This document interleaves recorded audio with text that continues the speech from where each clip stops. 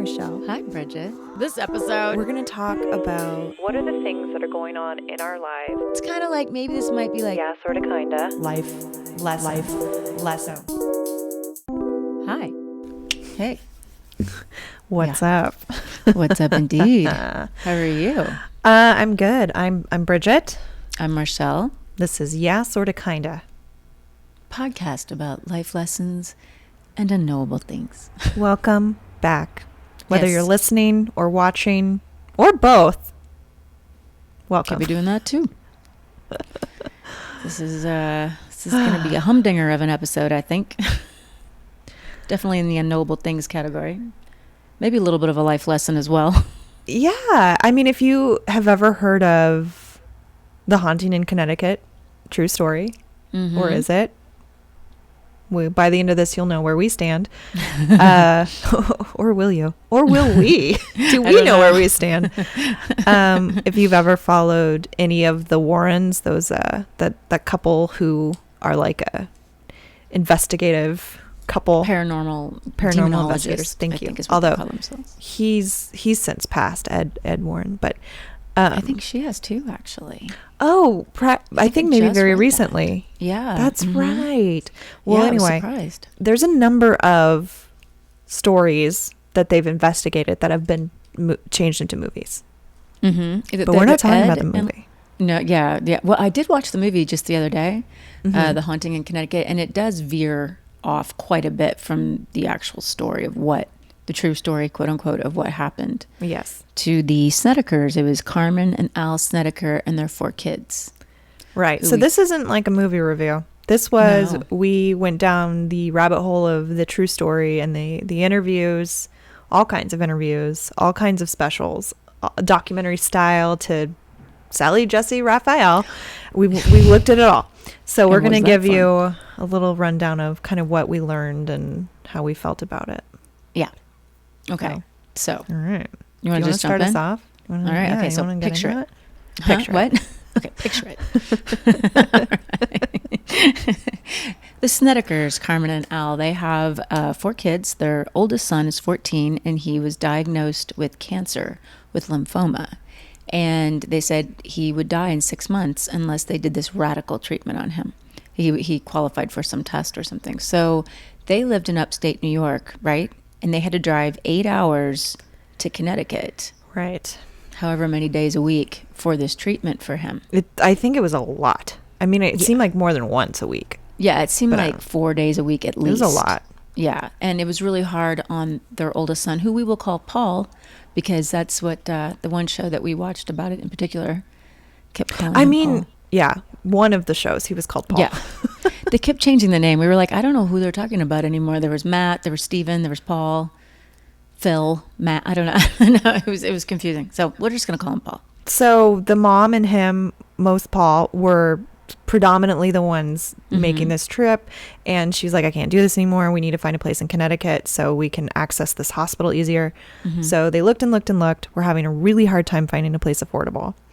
Finally found a place that seemed like an option that was big enough to house all of them and everything, and the price was actually something they could afford, which was a bit of a shock. So it's like, oh my gosh, this is the perfect solution. This is exactly what we need. She grabs the bull by the horns, makes this happen. And initially it's just her and her son who visit this place. The very first day he explores this place. You know, he doesn't feel well at all. So he's slowly walking around the house, and he goes down into the basement while she's mopping the kitchen floor to kind of get the house cleaned up, so because they're about to move all of their stuff in, and the rest of the family's by the show. way, were you going to tell about the mop water? I was going to let you do that. I was going to tell the basement part. Okay, well, since you brought up the mop water, because this was consistent in like all of the interviews, is how when she starts mopping the floor, the water turns into this deep red, thick color. Nobody Blood-like. ever actually said blood. Well, But she they said it was lead that you- color. Yeah. I don't remember anyone ever using the word blood. I just remember them basically describing blood but not saying blood. And then I was always like, are they saying it was blood? Like, is it blood? What's it? Say it. What is it? Is it rusty? Is it blood? Like, what is it? But meanwhile, Meanwhile, Paul is walking around downstairs, and there's this one room that you can't get into. It has like kind of a frosted glass and these kind of French like open or sliding doors that are locked. He can't get in. But he gets this chill as soon as he's down there, and he thinks he hears this voice say his name. Paul. I mean, depending on what documentary you're watching. But Paul's a lot scarier than Steve. Steve. Wait, wasn't he also like Kyle? Yeah, something like that. So we're calling him Paul because Paul works a lot better. Yeah, see? We're calling him Paul. So anyway, Paul comes upstairs after Carmen is mopping her not blood water. Right? and of course mystery not water. Out by that. The mystery water. But he's like, Mom, this place is evil. We can't stay here. We have to leave. And she just thinks because he's so close to death that he is imagining things, or that he figures out, because she finds out that this place used to be a funeral home. Bum, bum, bum. Dun. We haven't mentioned that yet. That's a very key element to this. Just throwing that in there. So she figures it's just because of that he must have just known. She didn't want to tell the kids.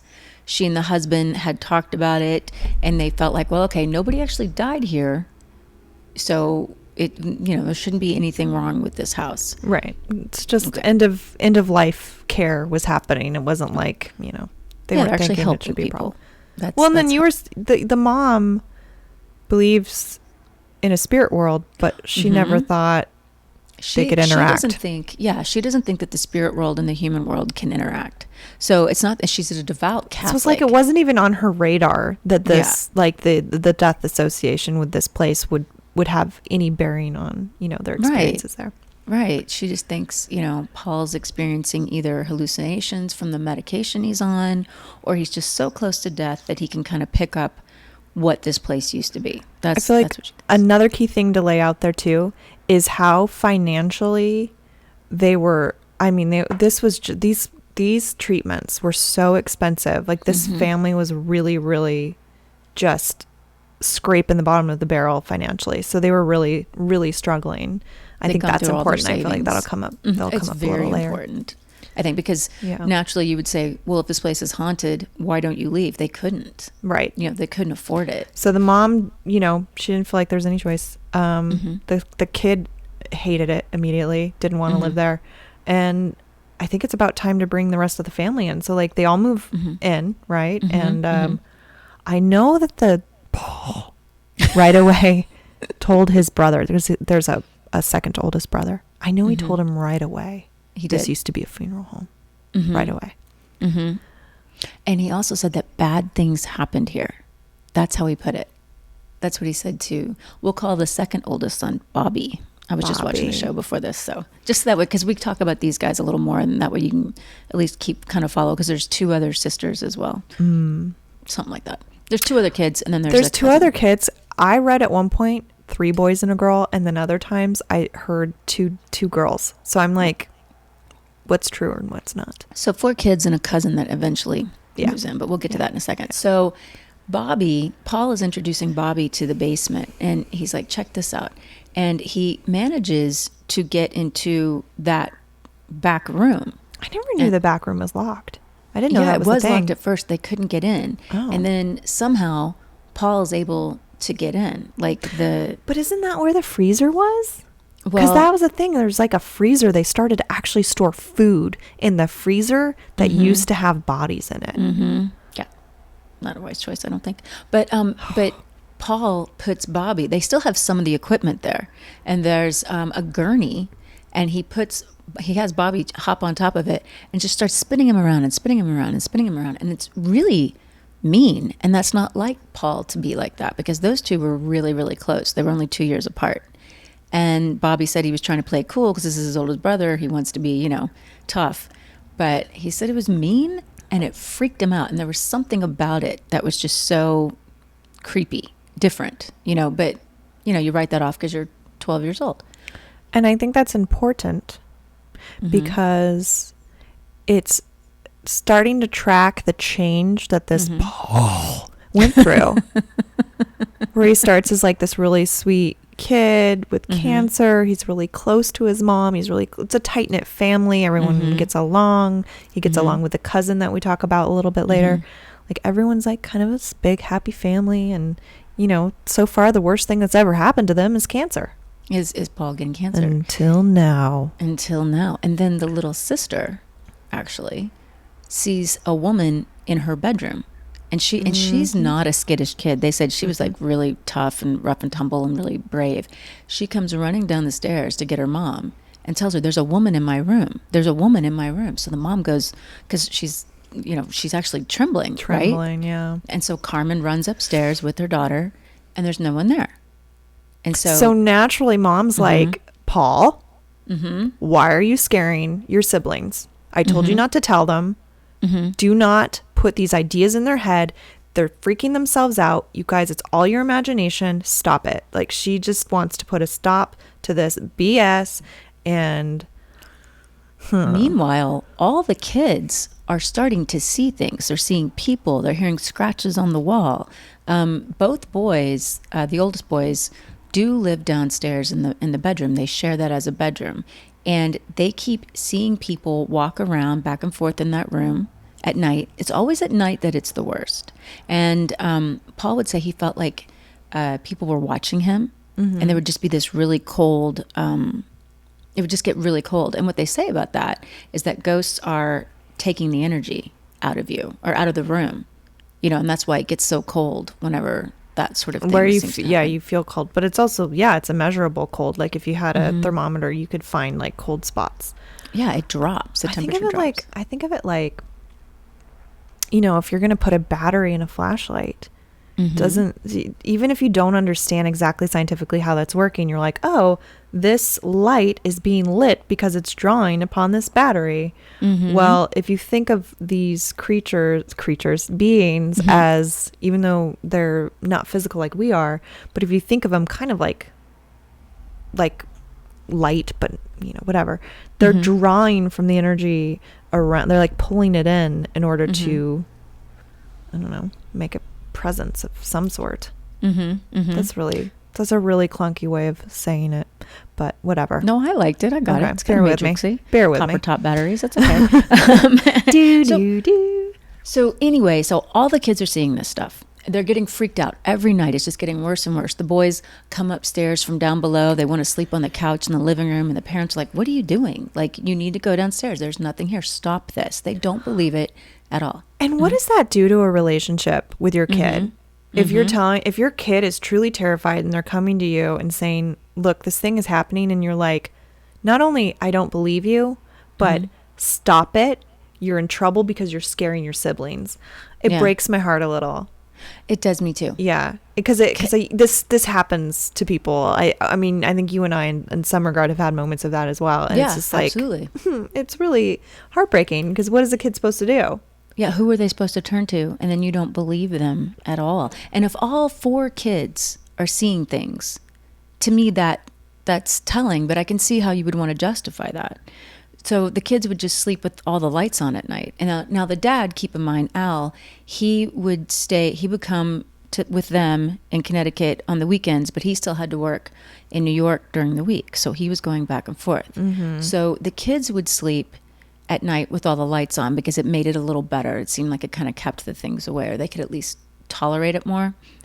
Then the dad gets the electric bill, and it's insane, right? It's insane, and they just don't have money. They're getting all these hospital bills every day, and it's like stacks of bills. So they're really struggling financially. So the dad's like, you have to keep the lights off. You have to keep the lights off. But they're so terrified. So of course they're going to try to keep them on. So yeah, he goes and he takes all the light bulbs except for one, and they're freaked out. They're really brokenhearted about that. But he takes all the light bulbs, and then later that night, the Bobby is downstairs with Paul. They're both sleeping. Paul. And he sees his little sister come down the stairs, and she starts flicking the light switch and just kind of laughing at him. And the light actually comes off, keeps flicking off and on, but there's no light bulbs in the overhead light. So he gets all freaked out and he's kind of scared, and she takes off running back up the steps. So he chases after her. He runs by and his parents are like, "What are you doing?" And he's like, "Well, didn't you see her? She just ran by." And he's like, I just put her to bed. I think they were calling her Connie. Oh, yeah. Were they? Let's call her Connie. Okay, Connie. Connie's been sleeping. We put her to bed. So she's like, "Go check for yourself." So he goes in there, and sure enough, Connie's knocked out. Like, I mean, she's out, she hadn't been running around. So that started to freak out. So finally, Paul confronts what he thought he would see this demon. He would see this guy. He called him the man in the suit.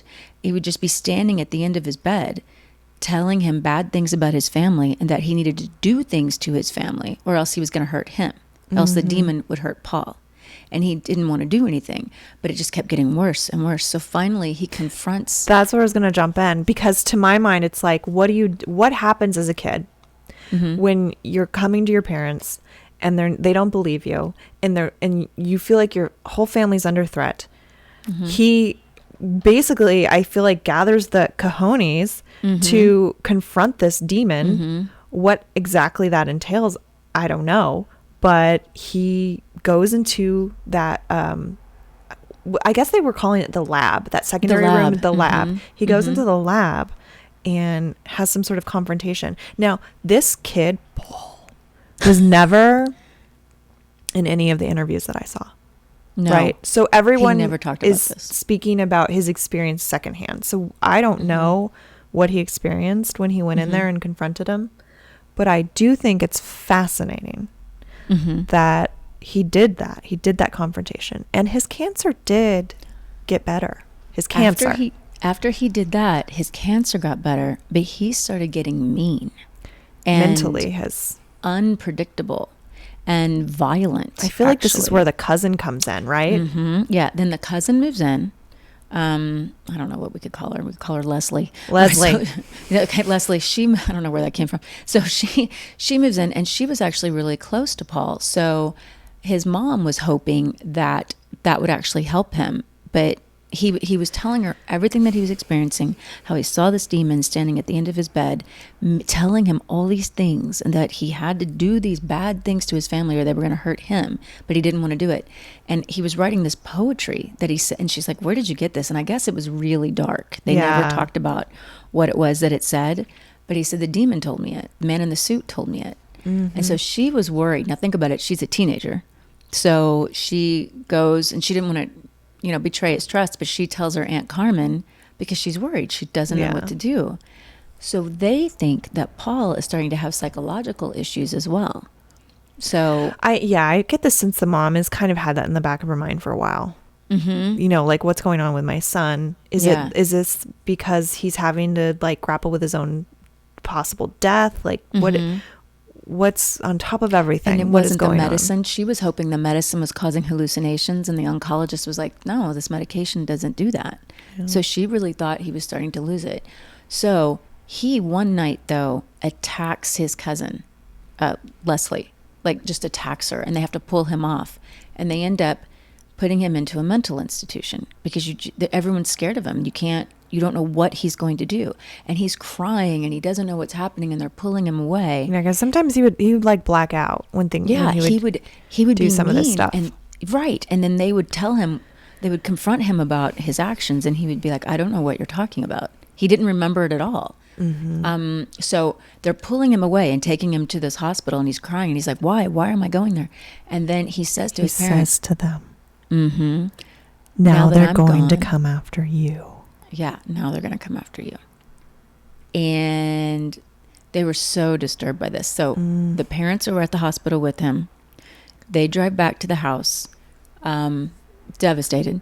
The husband, Al, has to go back to work that night. So he drives all the way back to New York. The mom, Carmen, is sitting there with her niece and her kids, and she's just trying to calm them all down. And they're all like, "Okay, let's just go to bed." So she goes to take a shower. The niece, Leslie, is in bed, and she starts to feel like something's in the room with her. Like it keeps messing with her bra strap, right? And then, what I remember is Leslie saying to Carmen, "It's happening again." Like she had already had an experience of being harassed by all the kids were. But that it's happening again, and so Carmen like basically comes to comfort her, to check in on her, whatnot.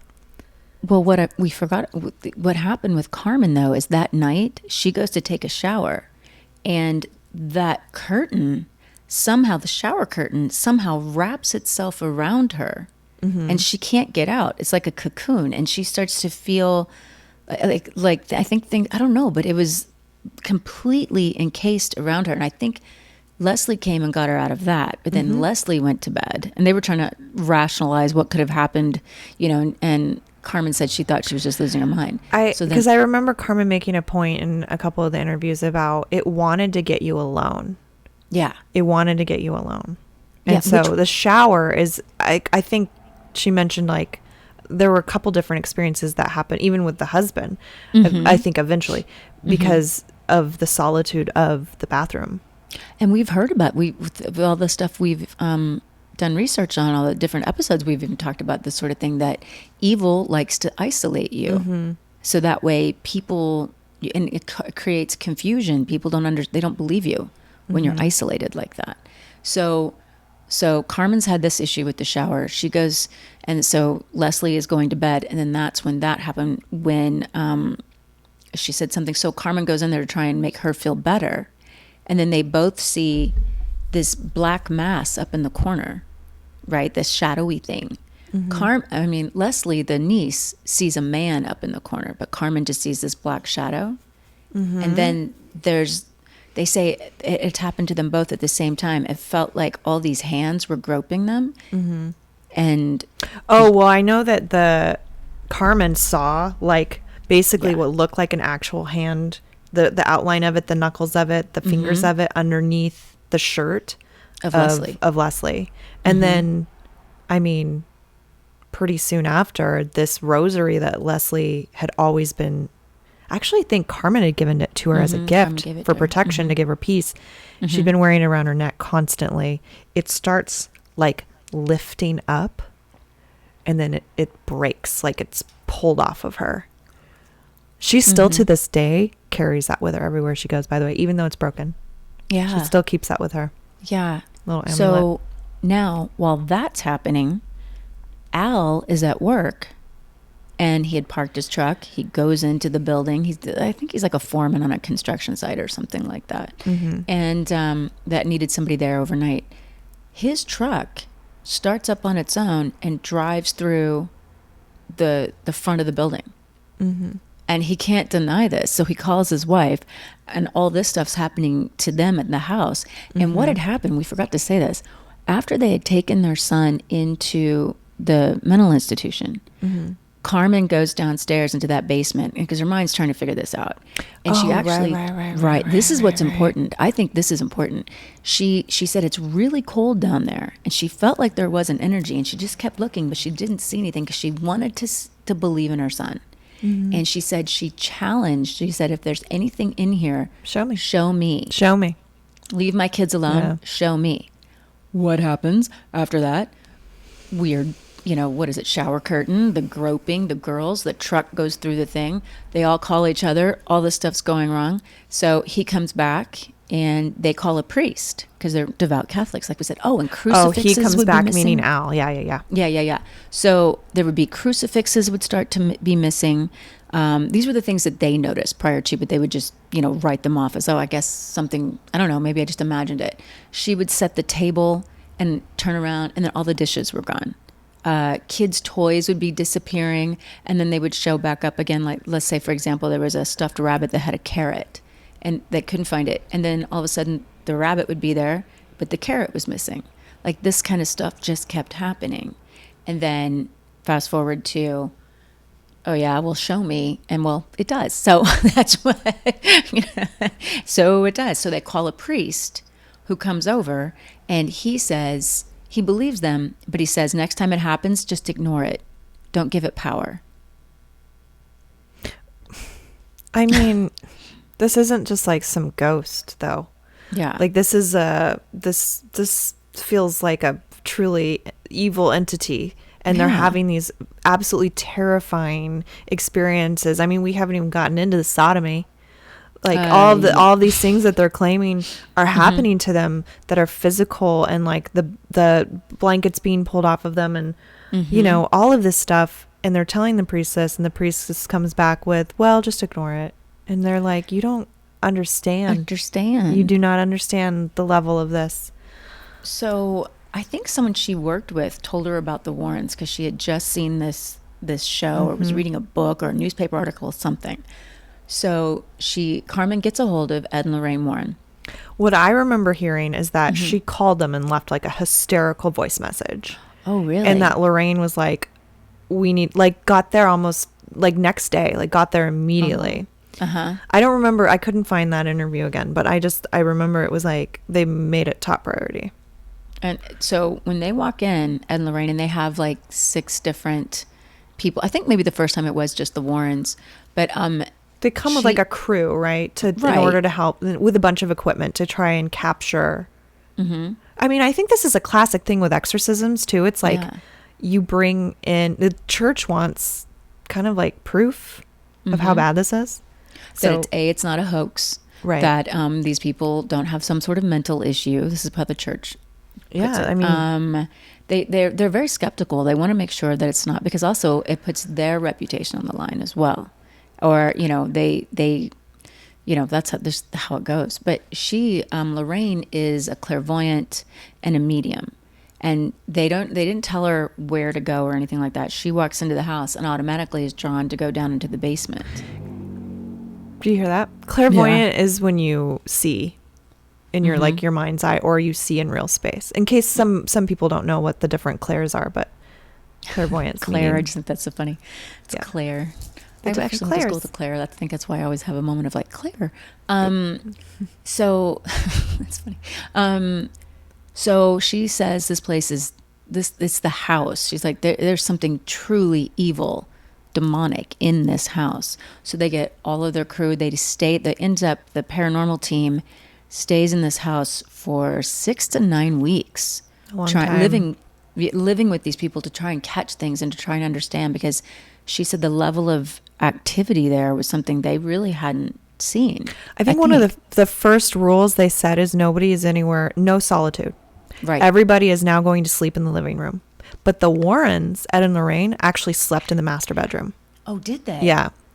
Unless I'm confusing that with Amityville Horror, which is possible, because that was also a Warren story. No, but I'm pretty sure it was this. Maybe this is just what they do, is they sleep in the master bedroom. But, but the family gathered to sleep in. Because here's the thing: at this point, it didn't matter where they would go; the evil would follow them. So it didn't make any sense to try to just escape this house. It's more like this now needs to be dealt with from a higher authority, because they can't get rid of it themselves, and simply leaving is not going to cut it. Exactly. So everyone and the other investigators are sleeping downstairs with the kids, and they have all their mattresses, and they said that the mattresses at times would look like they were breathing, like it would be almost pulsating like a heartbeat, like up and down. Yeah, that's so creepy. Yeah, they said it was so creepy. And then Carmen she would just black out. Because originally Paul was the weakest member. They said that evil will go for the weakest link. Yeah, because the kid was like super sick. He's being treated for cancer. Like he's probably like kind of on death's door. So, yeah, exactly. So then, because she was so distraught and she had challenged it, it started to go after Carmen, and she would black out, wouldn't know where she was. They said one time she was out for 8 hours, and she felt like she was in some kind of a limbo, right? I can't remember what she said about. They said it was terrifying, though. I do vaguely remember that interview. I don't have a lot on that, actually, but I do vaguely remember that part. Well, almost like she felt like like purgatory, but not. Yeah. There was something that I thought was really interesting about it. She would talk about where she was at that point. So there was the one investigator, John Zaffis, who I just remember his name because he was on the show, a lot of the different shows actually. He was interviewed quite a bit around this. Yeah. And he was trying to validate that this was a real experience, because as it turns out, a lot of the neighbors in that neighborhood were trying to debunk what these people said was happening. And I don't know, maybe it's because they didn't like the embarrassment of it. They didn't want the attention, or, It's terrifying too, it's in order to allow yourself to believe that this is possible, you have to accept a lot about the world. It's like kind of the Matrix, like leaving the Matrix, in a sense. Like it's, exactly. I get it. You kind of want to keep the rose-colored glasses on and put your head in the sand, especially if it's not directly affecting you. And it wasn't. The John Zaffis guy said that he had left the group, the safety of the group, which he said was the biggest mistake he made. And he was out in his little makeshift table because he wanted to look at some of the footage that he had gotten. And he said all of a sudden the room got really cold. And then he felt like something was there, and he looked up at the top of the steps and he saw this figure up at the top of the stairs, and he heard this voice, and it started coming down the steps toward him. And he heard this voice say, "Do you know what they did to us?" And he said, and this guy was a pro. Man. He left. It freaked him out so bad. Do you get the sense that he somehow became suddenly aware of what happened to a bunch of people? Like maybe he saw images, or do you remember getting a sense of, because I feel like he experienced something that he didn't talk about. Yeah, there was a lot of that. A lot of things that people were like, I'm just not. What some people had said had happened, and I think he might have been one of them, is they said that they believed necromancy had happened in that place, which is a really dark form of magic with dead bodies. And I'm not sure, and they're not saying that the people that owned the house previously that had the funeral parlor did it, but something bad happened that brought in some serious evil. Happened there. Mm-hmm. So, well, and also, so this was, landscape wise, this is right by the hospital, and it's right by a cemetery. I don't know how old that cemetery is. Exactly. And how maybe I don't know how old this house is either, honestly. That'd be interesting to know. Colonial. Yeah, so who knows? I think it was a house before. It could have a lot of history. Well, look at that haunted house I lived in Missouri. That had a lot of history, and it was I loved that house. And it starts off slow, and then it just keeps going. It keeps going. It keeps going. In terms of like the haunting experiences. The experiences. Well, there's another like just to give another example, like food would rot really quickly. Yeah. Like I almost get the sense that they like you'd take a bite of an apple, you'd set it down, and then you come back to it, and it was rotted. Not just brown, but like like unedible. Yeah, like maggots. Oh. In it. I didn't know about maggots. So they end up because of the Warrens, they end up getting enough footage to go to the church, and they bring 3 different priests out, and all 3 of those people decided they weren't going to do it. They didn't have anything to do with it. Now, was this all 3 at once, or like they took their turn 3 different times, right? So like this one guy comes, nope, not going to deal with it. Let's bring in someone else. Nope. Yeah. 3 times this happened.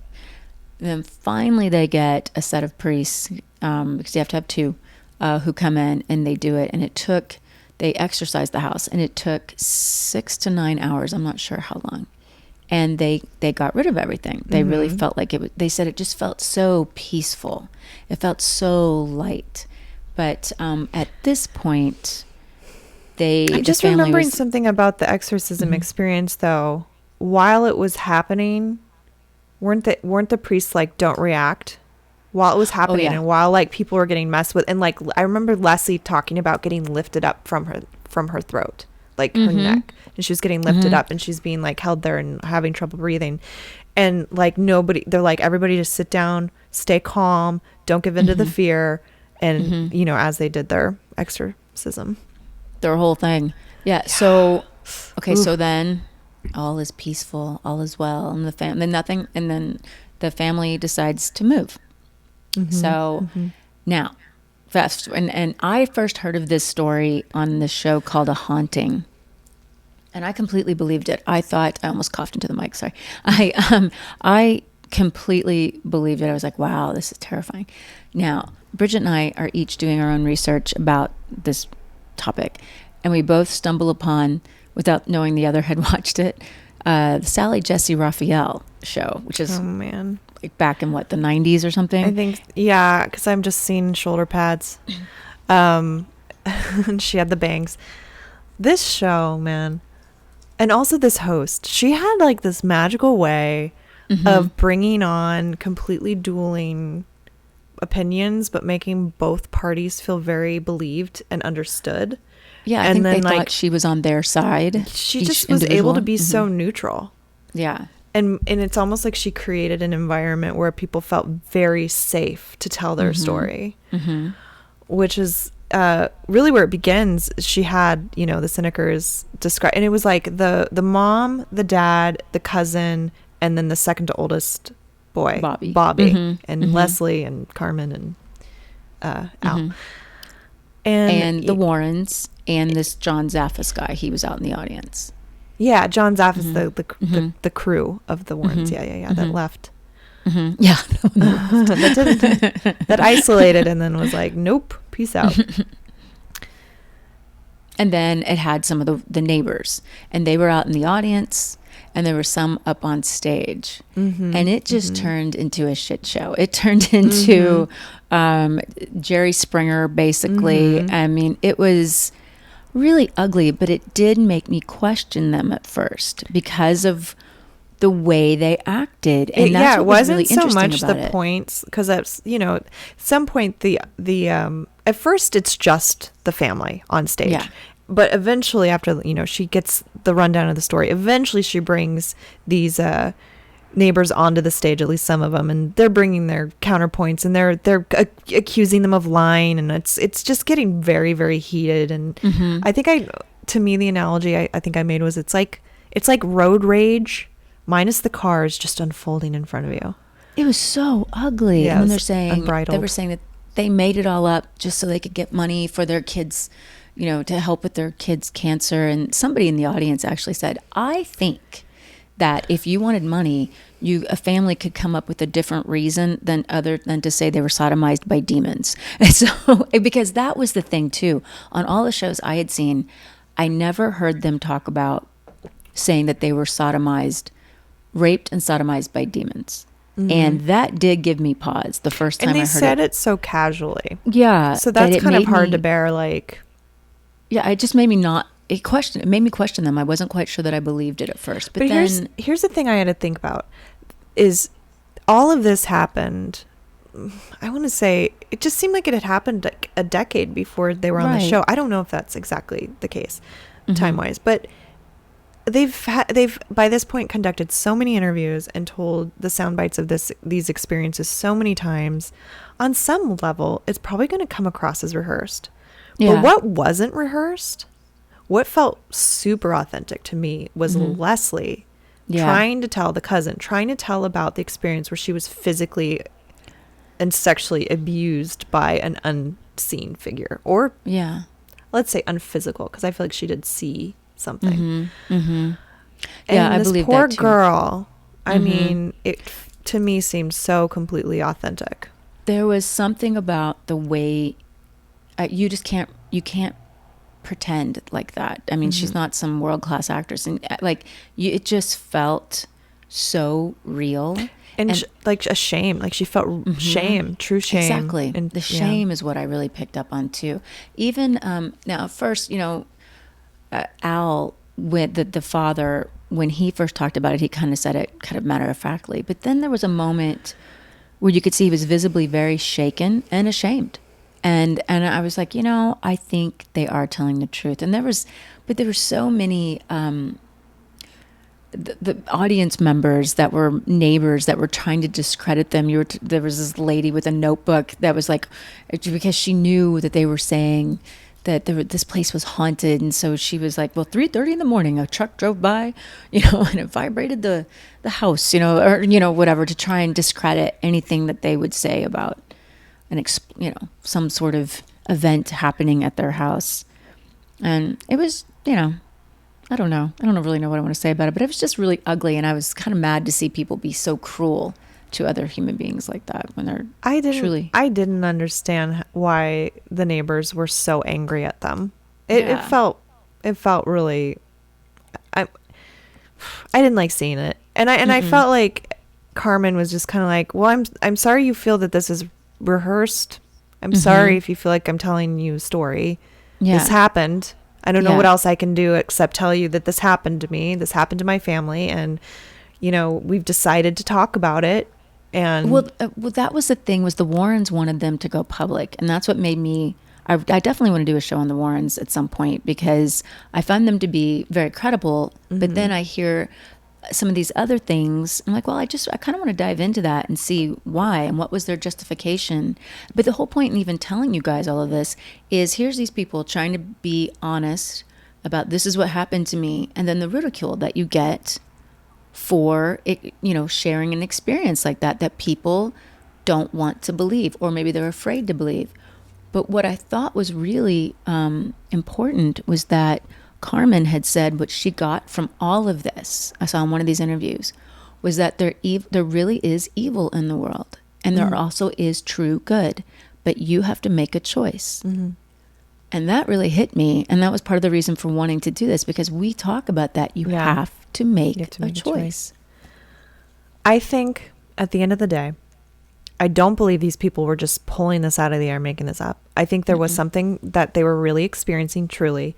Whether or not any detail over the course of time got exaggerated or misinterpreted, maybe there were times that a big old truck drove past and they thought, the house is vibrating. I don't know. But I think that stuff absolutely did happen, and the people aren't just going to that they didn't just make this up to like sell a book or something. No, I don't think so either. I think that they really did experience something. I mean, maybe some of it was in their minds, it got to be a little exaggerated in some way. Maybe, you know, I mean, because honestly, when I heard Carmen talking about how she was trying to run down the street, this is on the Sally show, and she said that she was being sodomized as she ran down the street. I had to stop, and I mean, I didn't believe it. You know, I mean, I'm going to be really honest about that. But that doesn't discredit all the other things. Oh, and also I do want to say this. People in the audience were trying to say that her oldest son, Paul, was on drugs. So he was hallucinating these things, you know, but it was like a neighbor boy that actually did drugs with him, I think, right? Yeah, exactly. But her argument against that was, but I wasn't doing drugs. My 4-year-old wasn't doing drugs. Leslie was, you know, none of the other kids, they were all still having the experience. So that validates for me that I really do think something happened there. And I do think that there was something evil. I mean, even if it seems unrealistic, I mean, we weren't there. We can't negate what someone's really experienced. I also think it's interesting. The people that moved in, I believe it's the people that moved in after. Somebody else who lived in the house was like, we didn't experience any of that. Yeah. And they're like, yeah, there was an exorcism. So it got cleared. And then they're like, well, give us the names of the priests. And it's like, the church doesn't make that public. Yeah. So it does kind of get into this. It's not a he said, she said, but it's kind of like almost you get kind of trapped in between a rock and a hard place, because there is still an element of secrecy with some of this stuff as it involves the church. And it's like, you know, it doesn't really help the case. Can't really prove it. I kind of get the impression the church is just like, well, we'd rather you not talk about it. Yeah. Right. Like they weren't really going to help. They didn't really want to help with that. Element. You know, I mean, they helped. Exactly. They helped with the exorcism, but maybe they didn't want to help prove it any further. That's what I mean. They didn't want to. Yeah, they didn't want to get involved. Okay, bye. Yeah, exactly. So I think that's it. That's pretty much it. The Haunting in Connecticut. There's movies out there. There's documentaries out there. There's a book. Yeah, right? That I think wasn't very accurate, though. I think that was written by somebody who just wanted to make a scary story. He took some of the facts. So I think it's something about In the Darkness or Into the Dark. Yeah, that probably doesn't help their cause. That didn't help their cause either. There's like a book full of half-truths. Yeah, so research it and get back to us and we can all talk about it, you know, or maybe you have something similar that you would want to talk about. Or if there's another, you know, haunting story that you want us to look into, let us know. Yeah, we'll do that. yeahsortakinda@gmail.com. Yes. So thank you for coming back. Come back next week, Wednesday. Download, subscribe, all that jazz. And thanks for coming back. And we love you guys. Bye. Bye.